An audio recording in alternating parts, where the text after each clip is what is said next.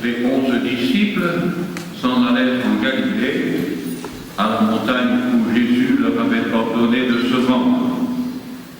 Quand ils le virent, ils se prosternèrent. Mais certains eurent des doutes. Jésus s'approcha d'eux et leur adressa ces paroles. Tout pouvoir m'a été donné au ciel et sur la terre. Allez donc, de toutes les nations, faites des disciples. Baptisez-les au nom du Père et du Fils et du Saint-Esprit. Et apprenez-leur à garder tous les commandements que je vous ai donnés. Et moi, je suis avec vous tous les jours jusqu'à la fin du monde. Acclamons la parole de Dieu. Louons la gloire, Seigneur Jésus.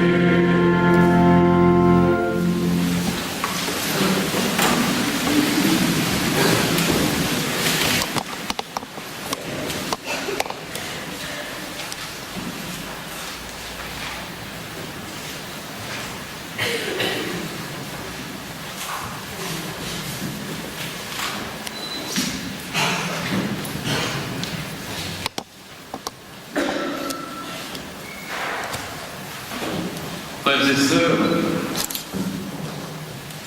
cette fête de l'Ascension est à relier d'une part avec la fête de la résurrection du Seigneur et d'autre part avec la fête de la Pentecôte que nous célébrerons dans 10 jours.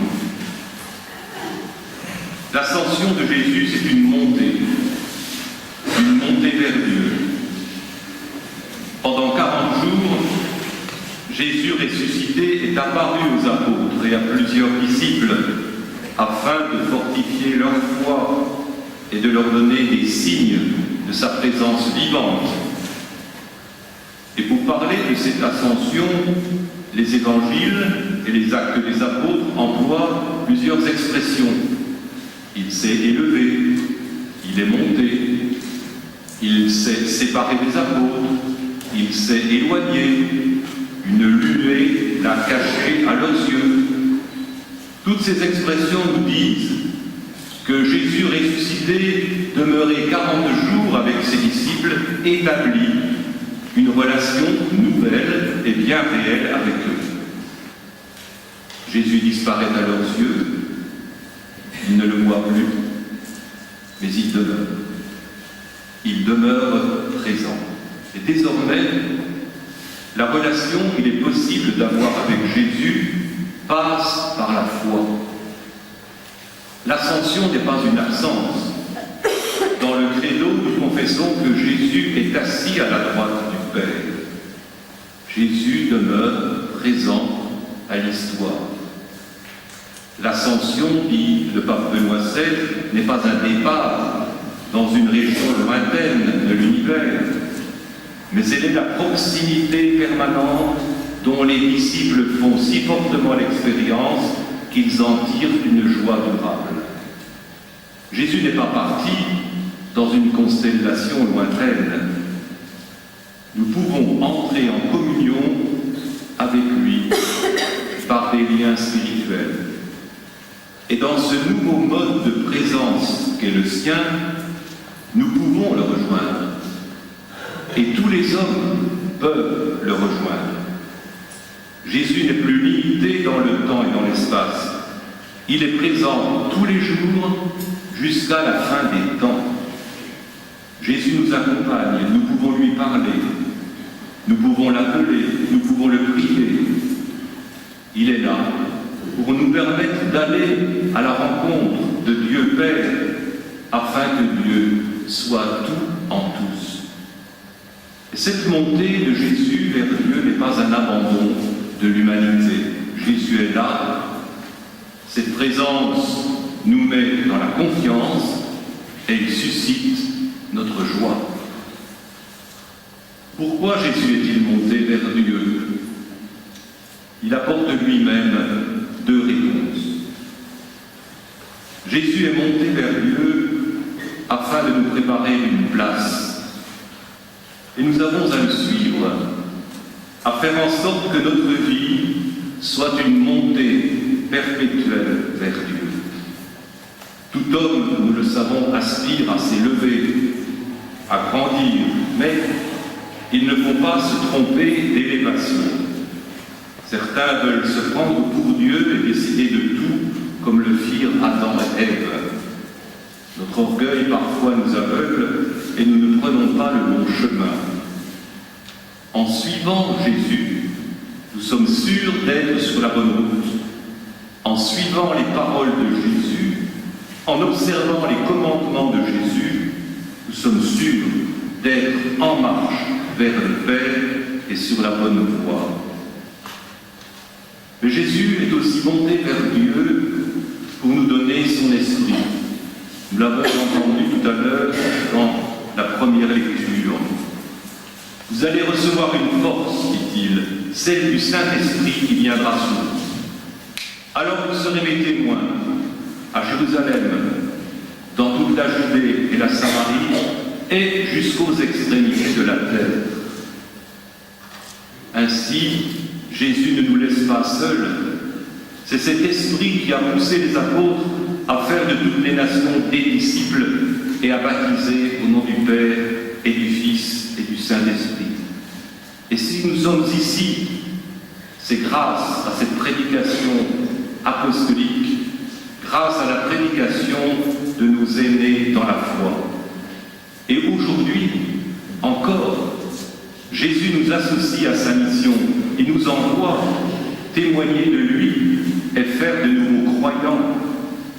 Jésus nous demande d'aller à la rencontre des hommes de notre temps, comme l'ont fait les premiers apôtres.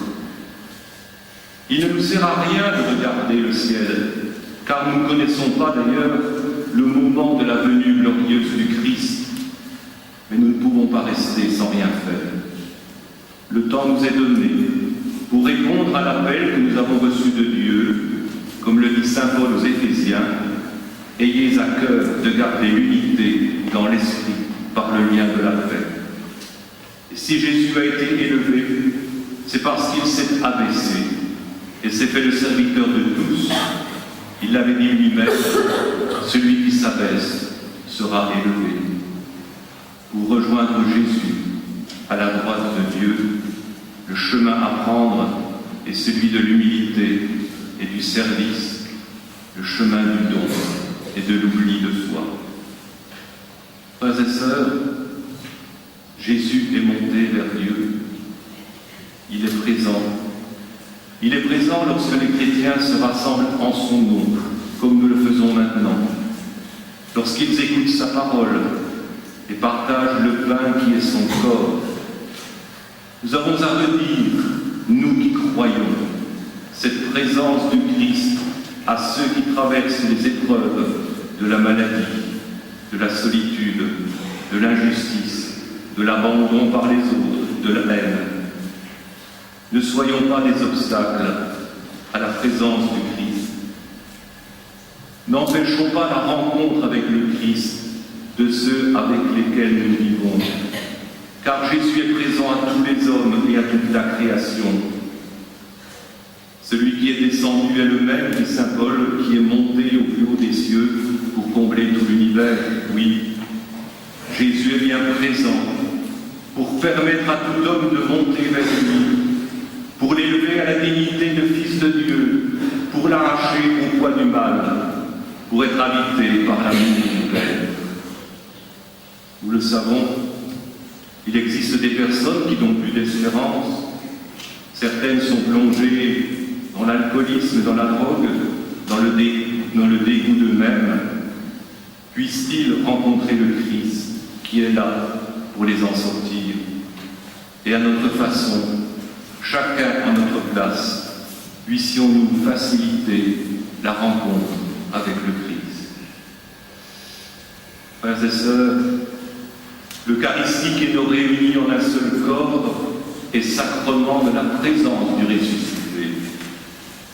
Jésus nous attire vers lui, nous offrons nos vies, nous offrons la vie des hommes, nos frères, pour que Jésus les présente à son Père. ouvrons-nous aussi à l'action de son Esprit Saint, alors que nous approchons de la fête de la Pentecôte. Amen.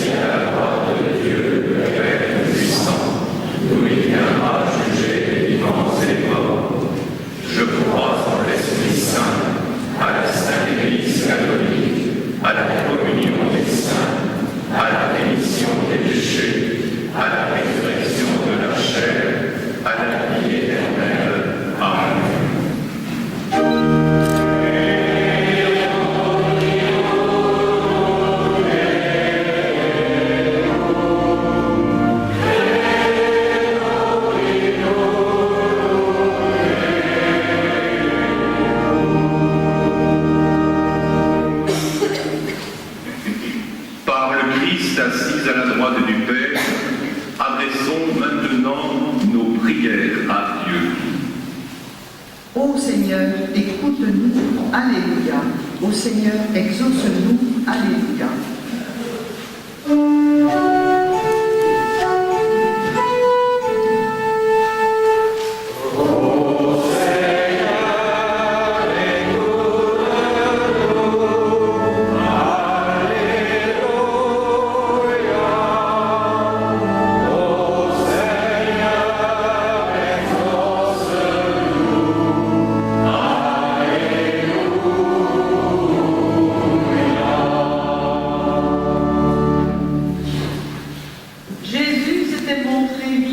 Aux apôtres qu'il avait choisis. 40 jours, le temps qu'il faut pour que les apôtres comprennent que désormais, ils seront la présence du Christ en ce monde. Prions pour l'Église, qu'elle annonce à temps et à contre-temps le Christ ressuscité.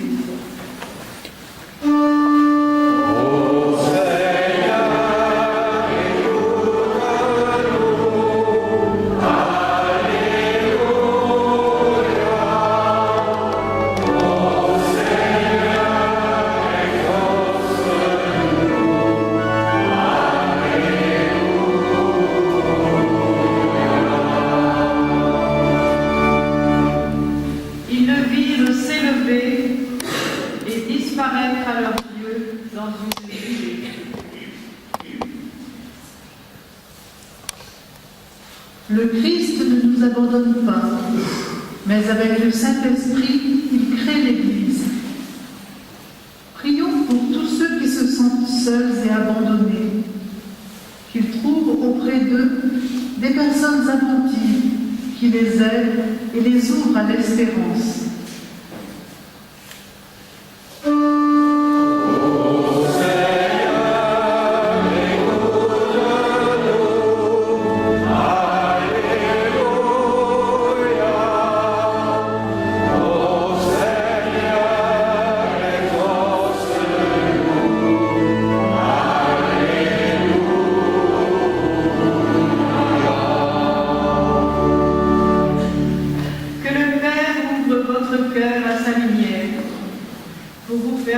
comprendre l'espérance que vous ouvre son appel. Prions pour tous ceux qui exercent des responsabilités, qu'en toutes circonstances, dans leurs tâches présentes, leur soit donnée la lumière pour servir l'épanouissement de la dignité humaine.